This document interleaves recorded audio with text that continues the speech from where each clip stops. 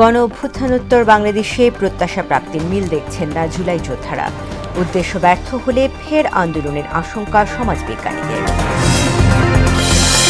ময়মনসিংহের হালুয়াঘাট স্বাস্থ্য কমপ্লেক্সে ২২ চিকিৎসকের বিপরীতে কর্মরত মাত্র ৪, দীর্ঘদিন অচল ওটি এক্স-রে জেনারেটর, মিলছে না স্বাস্থ্যসেবা। ডেঙ্গু সংক্রমণে ২৪ ঘণ্টায় আরও ৩১৭ জন হাসপাতালে ভর্তি। পানি নিষ্কাশন ব্যবস্থা না থাকায় পিরোজপুরে বাড়ছে আতঙ্ক। এবং পদ্মায় পানি বাড়ায় কুষ্টিয়ার ভেড়ামারায় তীব্র ভাঙন।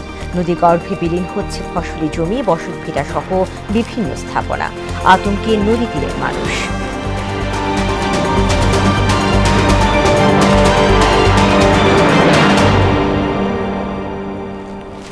আসসালামু আলাইকুম, মোহনা সংবাদে সবাইকে স্বাগত। শুনছিলেন শিরোনাম, সঙ্গে আছি তাসমিয়া জেরিন।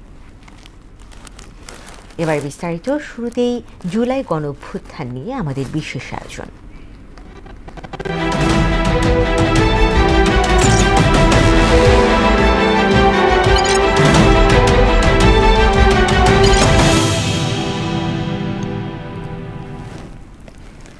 ২৪-এর গণ অভ্যুত্থান পরবর্তী বাংলাদেশে প্রত্যাশা ও প্রাপ্তির সঙ্গে মিল দেখছেন না জুলাই যোদ্ধারা।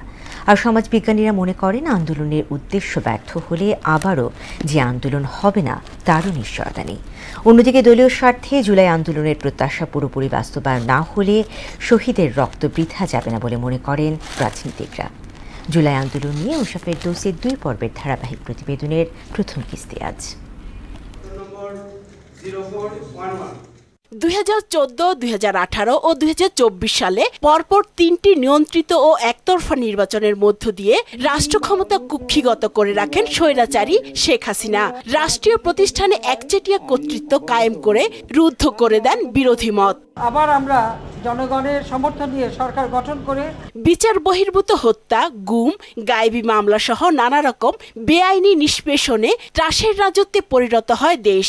বিরোধী মত প্রকাশকে গণ্য করা হতে থাকে অপরাধ হিসেবে। গণমাধ্যমেও নেমে আসে অলিখিত নিষেধাজ্ঞার খড়গ। সরকারের নির্লজ্জ হস্তক্ষেপে মুখ থুবড়ে পড়ে বিচার ব্যবস্থা। মূলত আওয়ামী লীগের দীর্ঘ স্বৈরাচারী শাসন ব্যবস্থায় জুলাই গণ অভ্যুত্থানের পটভূমি তৈরি করে। কোটা আন্দোলনের শুরু, পরে বৈষম্য বিরোধী ও তারও পরে শুরু হয় সরকার পতনের এক দফা আন্দোলন। ১ মাসের রক্তক্ষয়ী আন্দোলনে স্বৈরাচারী হাসিনাকে বিদায় করে বিজয় ছিনিয়ে আনলেও ১ বছরে প্রত্যাশা ও প্রাপ্তির সঙ্গে মিল দেখছেন না জুলাই যোদ্ধারা। আমরা যে স্পিরিট নিয়ে আন্দোলনটা করেছিলাম, এই আন্দোলনে স্বতঃস্ফূর্তভাবে সবাই অংশগ্রহণ করেছিলাম, তার আশার 10% পূরণ হয়েছে বলে আমার মনে হয় না। বিগত কয়েক মাস যাবতই দেখা যাচ্ছে যে অনেকটা রাজনৈতিক দলের অনৈক্যের কারণে আমরা সরে যাচ্ছি। ৭১-এর পর সবচেয়ে বড় অর্জন ২৪-এর গণ অভ্যুত্থান, তাই এটিকে ব্যর্থ হতে দেওয়ার কোনো সুযোগ দেখছেন না সমাজবিজ্ঞানীরা। ২০১৪ থেকে আমরা বাংলাদেশকে অন্য পথে যাওয়াটা আমরা দেখছি, বিশেষ করে ২০০৯ ইলেকশনের পর থেকেই যেটা হয়েছে সেটা বৈষম্যহীন বাংলাদেশ তৈরির যে স্বপ্ন আমাদের রয়ে গেছে, এটা বাস্তবায়ন আমরা যারা আছি তারাও করব এবং আমাদের পরবর্তী বংশধর যারা তারাও করব। জুলাই আন্দোলনের যে আকাঙ্ক্ষা ছিল তা ব্যক্তি ও দলীয় স্বার্থে ক্ষুণ্ণ হতে চলেছে বলে মনে করেন রাজনীতিবিদরা। এদিক থেকে হতাশা হচ্ছে যে আমরা জুলাইয়ের স্পিরিটটা ছিল ত্যাগ, কিন্তু জুলাইয়ের পরে অর্জনের পরে এটার স্পিরিটটা ডিফারেন্ট হয়ে গিয়ে মনে হচ্ছে না পাওয়া। এই বৈপরীত্যটা আমাদেরকে অনেকটাই ক্ষতিগ্রস্ত করে দিয়েছে। তবে আমি এটাকে সম্পূর্ণ ব্যর্থ এটা মনে করি না। এটা প্রথম সফলতা তো হচ্ছে স্বৈরাচার বিদায় হয়ে গেছে। আমরা যদি এতটুকুকেই অর্জন মনে করি তাহলে তো একটা বিশাল অর্জন। জুলাই চেতনায় ঐক্যবদ্ধ হয়ে সবাইকে দেশের স্বার্থে কাজ করার আহ্বান জানান জামায়াতের নায়েবে আমির। উষা ফেরদৌস, মোহনা সংবাদ, ঢাকা। ক্ষমতার অপব্যবহার করে পূর্বাচল নতুন শহর প্রকল্পে ৭ কাঠা সরকারি প্লট বরাদ্দ নেওয়ার অভিযোগে আলাদা ৬ মামলায় সাবেক প্রধানমন্ত্রী শেখ হাসিনা ও তার ছোট বোন শেখ রেহানা ও তার ছেলে সজীব ওয়াজেদ জয় সহ ১০০ জনকে আদালতে হাজির হতে গেজেট প্রকাশ করা হয়েছে। গত ৩রা জুলাই ঢাকা মহানগর সিনিয়র স্পেশাল জজ জাকির হোসেন গালিবের সই করা এই গেজেট প্রকাশ করে বিজি প্রেস। এতে উল্লেখ করা হয় তফসিল বর্ণিত আসামিদের বিরুদ্ধে গ্রেফতারি পরোয়ানা জারি আছে, কিন্তু তারা গ্রেফতার এড়াতে আত্মগোপনে আছেন। তাই আগামী ধার্য তারিখে আদালতে হাজির না হলে তাদের অনুপস্থিতিতেই বিচার কার্য চলবে। উল্লেখ্য, আগামী 20 জুলাই মামলাগুলোর পরবর্তী শুনানির দিন ধার্য রয়েছে। সন্ত্রাসবাদে জড়িত থাকার অভিযোগে মালয়েশিয়ায় থাকা 36 বাংলাদেশি কর্মীকে আটকের পর দেশটির শ্রম বাজার নিয়ে দেখা দিয়েছে দুশ্চিন্তা। বিশেষজ্ঞরা বলছেন, নিরাপত্তাজনিত উদ্বেগের পাশাপাশি ওই ঘটনায় প্রবাসী শ্রমিকদের জন্য ভাবমূর্তির সংকট তৈরি করবে। তবে এর প্রভাব দীর্ঘমেয়াদী হবে না বলেও মনে করেন তারা। দুদেশের মধ্যে থাকা যুক্তির আলোকে সংকট সমাধানের পথ খোঁজার পরামর্শ দেন অভিবাসন বিশেষজ্ঞ আসিফ মনির। বিস্তারিত কাজী শাহরিনের রিপোর্ট। কর্মসংস্থানের খোঁজে বাংলাদেশ থেকে প্রতি বছর বিদেশে পাড়ি জমান কয়েক লাখ মানুষ। সেক্ষেত্রে প্রধান গন্তব্য কুয়েত, মালয়েশিয়া, সংযুক্ত আরব আমিরাত ও মালদ্বীপের শ্রমবাজার। তবে বাংলাদেশিদের জন্য ক্রমেই সংকুচিত হচ্ছে এসব বাজার। অবৈধ অনুপ্রবেশ, কর্মক্ষেত্রে অপরাধে জড়ানো, আইন শৃঙ্খলা না মানা, অনিয়ম, দুর্নীতি সহ নানা কারণে শ্রমিক নেওয়া বন্ধ করেছে অনেক দেশ, যার মধ্যে মালয়েশিয়া অন্যতম। সিন্ডিকেট প্রথার অজুহাতে দীর্ঘদিন বাংলাদেশ থেকে কর্মী নেওয়া বন্ধ রাখে দেশটি। নানা আলোচনা আর কূটনৈতিক তৎপরতার পর সংকট কাটিয়ে নতুন করে কর্মী নেয়ার সিদ্ধান্ত নেয় মালয়েশিয়া। যদিও সম্প্রতি আবারও জটিলতা দেখা দেয়। জঙ্গিবাদে যুক্ত থাকার অভিযোগে ইতোমধ্যে 36 বাংলাদেশিকে গ্রেফতার করে মালয়েশিয়ান কর্তৃপক্ষ। আটককৃত বাংলাদেশি দলটি বিভিন্ন দেশে থাকা ইসলামিক স্টেট IS এর সেলে অর্থ পাঠাতো বলে দাবি করে মালয়েশিয়ান পুলিশ।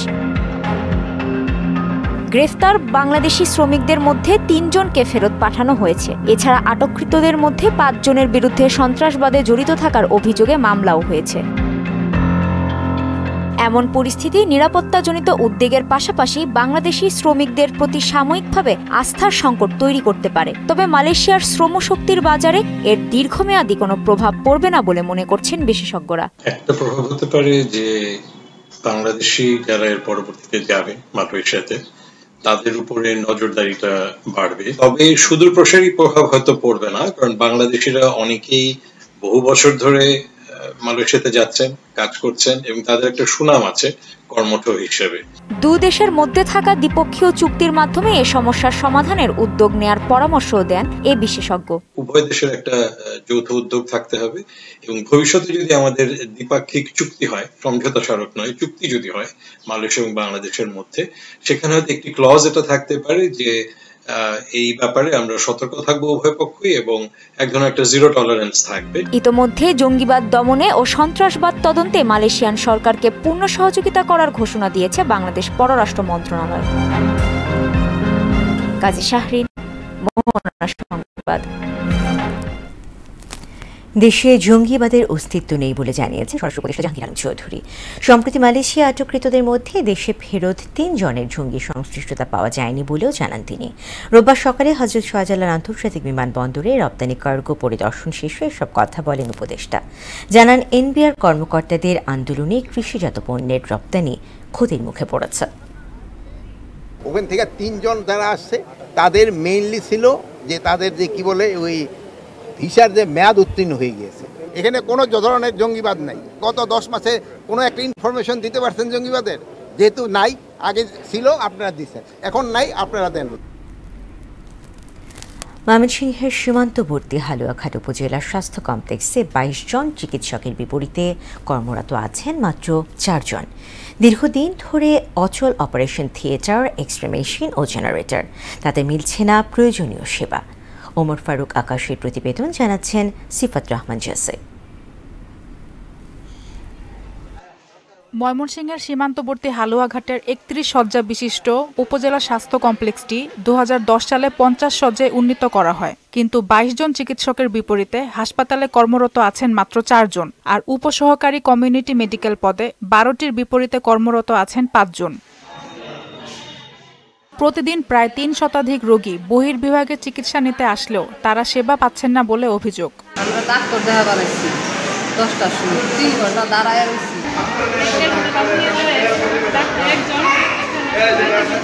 ডাক্তার ও লোকবল সংকটের কথা স্বীকার করে উপজেলা স্বাস্থ্য ও পরিবার পরিকল্পনা কর্মকর্তা বললেন, বিষয়টি ঊর্ধ্বতন কর্তৃপক্ষকে অবহিত করা হয়েছে। 4 জন মেডিকেল অফিসার এবং আমি 5 জন মিলে মোটামুটি পরিস্থিতি সামাল দেওয়ার চেষ্টা করতেছি। তবে গুণগত সেবা নিশ্চিত করতে হলে আরও মেডিকেল অফিসার প্রয়োজন এবং অতি শীঘ্রই মেডিকেল অফিসার দেওয়ার জন্য আমি ঊর্ধ্বতন কর্তৃপক্ষকে বারবার অবহিত করছি এবং তা আশা করি তারা আশু ব্যবস্থা নেবেন। দ্রুত প্রয়োজনীয় ডাক্তারসহ লোকবল নিয়োগে ব্যবস্থা নেবে কর্তৃপক্ষ, দাবি উপজেলার 3.5 লাখ মানুষের। সিফাত রহমান, জেসি, মোহনা সংবাদ। ডেঙ্গু আক্রান্ত হয়ে গেল 24 ঘন্টায় আরও 317 জন হাসপাতালে ভর্তি হয়েছেন। তবে এই সময় কোনো প্রাণহানি হয়নি। রোববার বিকেলে প্রকাশিত স্বাস্থ্য অধিদপ্তরের ডেঙ্গু বিষয়ক নিয়মিত প্রতিবেদনে এ তথ্য জানানো হয়। ডেঙ্গু নিয়ে সবচেয়ে বেশি রোগী হাসপাতালে ভর্তি হয়েছে বরিশাল বিভাগে। এই বিভাগ জুড়ে 127 জন ডেঙ্গু রোগী হাসপাতালে ভর্তি হয়েছে। পাশাপাশি এই সময়ে চট্টগ্রাম বিভাগে 70 জন ছাড়াও ঢাকা বিভাগে 52, ঢাকা উত্তর সিটি কর্পোরেশনে 26, দক্ষিণ সিটি কর্পোরেশনে 22, খুলনা বিভাগে 13 এবং ময়মনসিংহ বিভাগে 7 জন ডেঙ্গু নিয়ে হাসপাতালে ভর্তি হয়েছেন। পিরোজপুর পৌরসভায় পানি নিষ্কাশনের ব্যবস্থা নাজুক হওয়ায় বাড়ছে ডেঙ্গু আতঙ্ক। কিন্তু শহরের ড্রেন ও খালে ময়লার স্তূপ পরিষ্কারে তেমন কোনো উদ্যোগ নেই। তবে ডেঙ্গুর প্রাদুর্ভাব কমাতে কাজ করার কথা বললেন প্রশাসন। নুরুদ্দিনের প্রতিবেদন, জানাচ্ছেন আফরিন পপি।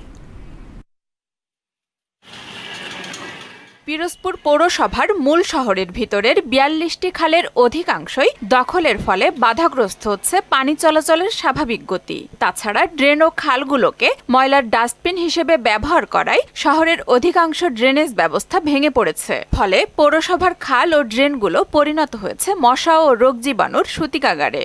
বাসার সামনে পৌরসভার ড্রেন আছে, এই ড্রেন আপনার দীর্ঘদিন পরিষ্কার করে না, পরিষ্কার করার পরও যদি করে কখনো উপরে উঠেই রাখে, কিন্তু এই যে আপনার মশা মারার জন্য কোনো ব্যবস্থা গ্রহণ করে না। পৌরসভা থেকে একটু সুন্দরভাবে পরিচ্ছন্নতা বা পরিষ্কার ভাবে করে, তাহলে আমরা দেখা যায় যে সুস্থ সুন্দরভাবে আমরা বাঁচতে পারি। ড্রেনের মশা এবং রাস্তার ময়লা এই দুটির যন্ত্রণায় অতিষ্ঠ পৌরসভার দৃষ্টি আকর্ষণ করছি যে এই দুটি থেকে আমাদেরকে মুক্ত করবেন। পিরোজপুরের ভাড়ানি খাল সহ অন্য খালগুলো ময়লার ভাগাড়ে পরিণত হওয়ায় করোনা ও ডেঙ্গুর ঝুঁকি বাড়াচ্ছে।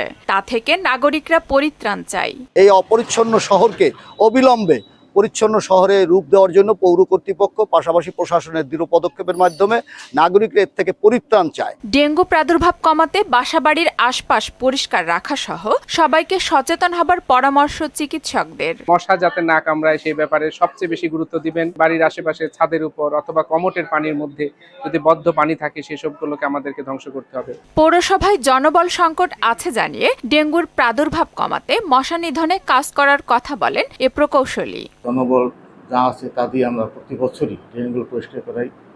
ইভেন এখন যে আমাদের ডেঙ্গুর যে প্রবণতা দেখা যাচ্ছে সেই প্রসঙ্গে গত পরশু আমরা একটা মিটিং করেছি টিএলসিসি, সেখানেও এটা নিয়ে আলোচনা, ব্যাপক আলোচনা। সেখানে আমরা কর্মসূচি, আমাদের প্রশাসক মহোদয় কিছু কর্মসূচি নির্ধারণ করছেন রেজলিউশনের মাধ্যমে। শহরের ড্রেন ও খালগুলো নিয়মিত পরিষ্কার করতে প্রশাসনের দ্রুত কার্যকর ব্যবস্থা গ্রহণের দাবি পৌরবাসীর। আফরিন পপি, মোহনা সংবাদ। দর্শক, এ নিয়ে আরও জানাতে আমাদের সঙ্গে যুক্ত হচ্ছেন সহকর্মী নুরুদ্দিন। নূর, পিরোজপুরের শহরের বেদখল হওয়া খাল উদ্ধারে এবং সেই সাথে খালগুলো পরিষ্কারে কর্তৃপক্ষ কি ধরনের পদক্ষেপ নিয়েছে আমাদেরকে জানাবেন।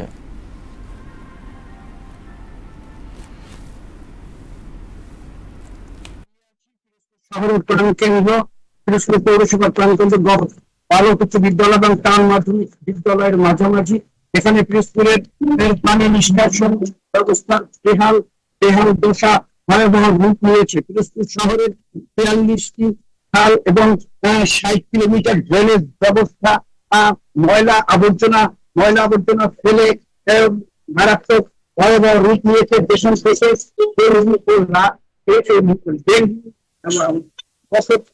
তৈরি হয়েছে। পিরোজপুর শহরের ম্যাটার্নিটি রোড, উচিতপাড়া, টিআইপাড়া সহ সড়কের বিভিন্ন ড্রেনগুলো দীর্ঘদিন পরিষ্কার না করে পানির স্রোত থেমে গেছে এবং জলবদ্ধতার সৃষ্টি হয়েছে। শহরের ছোট বড় মিলিয়ে প্রায় 42টি খাল ও 60 কিলোমিটার ড্রেনের বেশিরভাগই দখল হয়ে গেছে।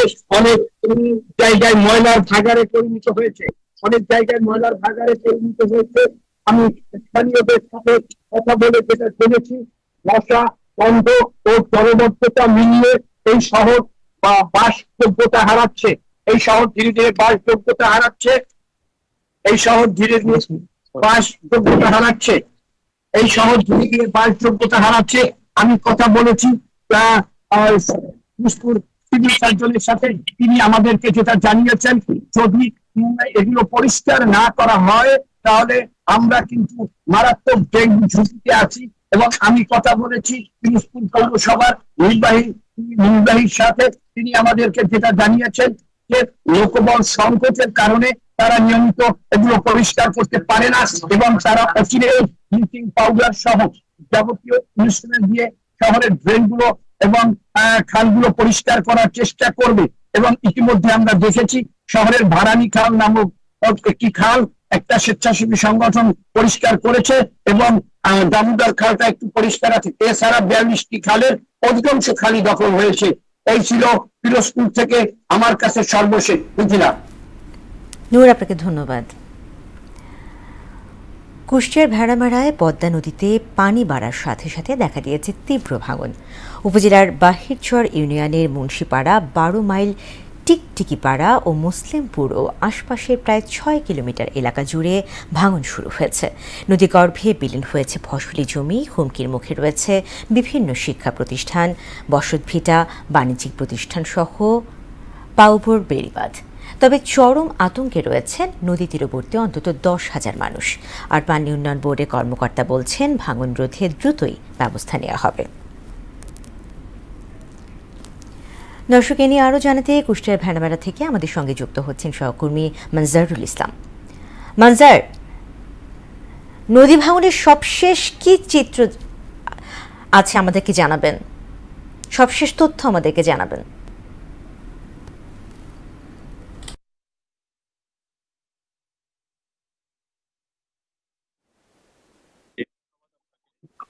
দাঁড়িয়ে আছি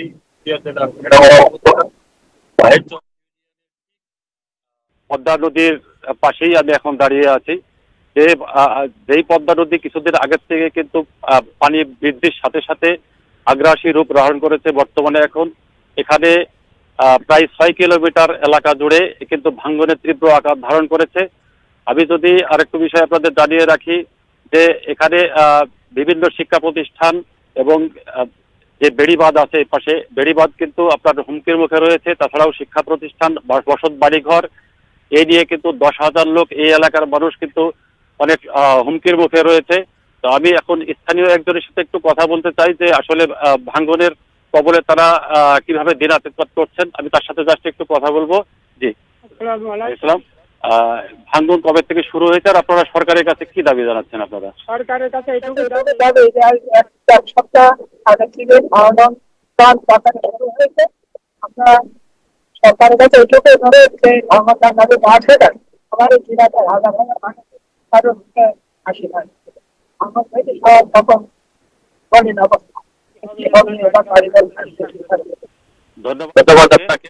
আরেকটা বিষয় আপনাকে জানিয়ে রাখি, পানি উন্নয়ন বোর্ডের নির্বাহী প্রকৌশলী যেটা জানিয়েছেন যে ভাঙন শুরু হওয়ার সাথে সাথে কিন্তু তারা পরিদর্শনে এসেছিলেন এখানে, আর এসে যেটা দেখেছেন সেটাই কিন্তু তারাও তাদের ঊর্ধ্বতন কর্তৃপক্ষের কাছে জানিয়েছেন এবং তারা আশ্বাস দিয়েছে যে বরাদ্দ পেলে যত সম্ভব বরাদ্দ পেলেই কিন্তু তারা খুব শীঘ্রই কাজ শুরু করতে পারবে।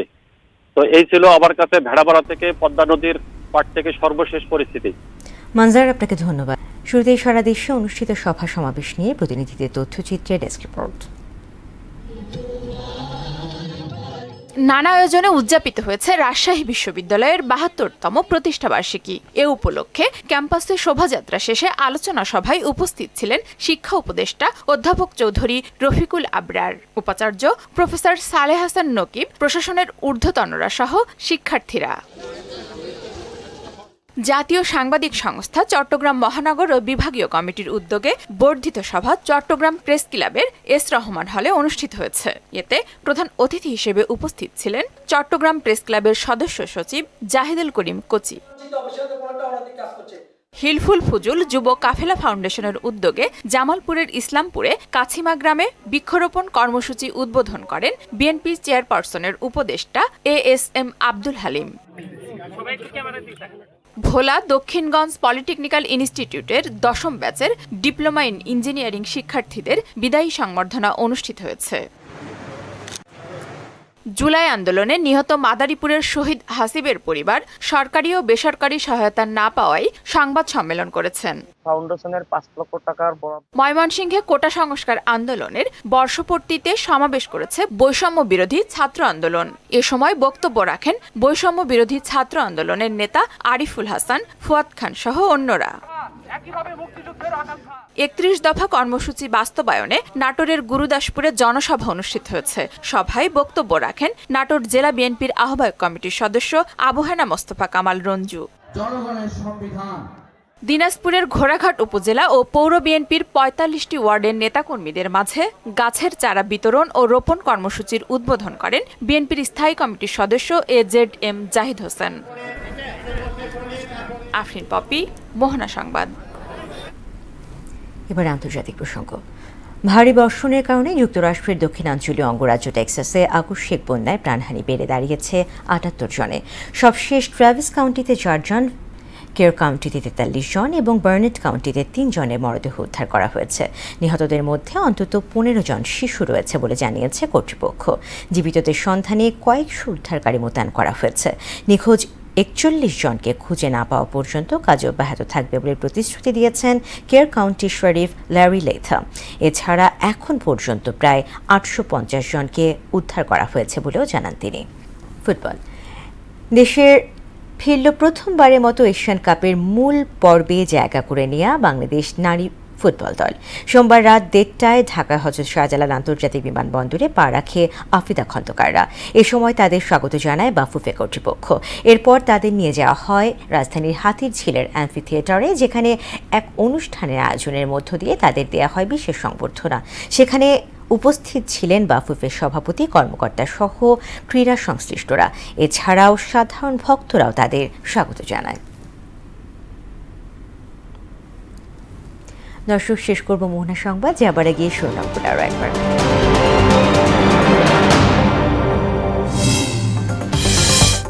গণ অভ্যুত্থানোত্তর বাংলাদেশে প্রত্যাশা প্রাপ্তির মিল দেখছেন না জুলাই যোদ্ধারা। উদ্দেশ্য ব্যর্থ হলে ফের আন্দোলনের আশঙ্কা সমাজবিজ্ঞানীদের।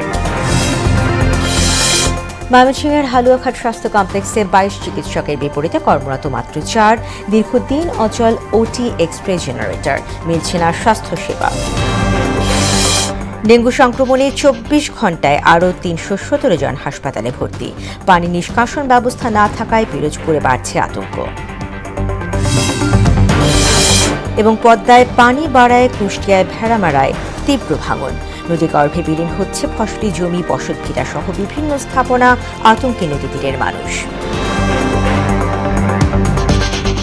দর্শক, এই ছিল মোহনা সংবাদে। পরবর্তী সংবাদ দুপুর 1টায়। এর আগে সংবাদ এক নজরে দেখবেন বেলা 11টায়।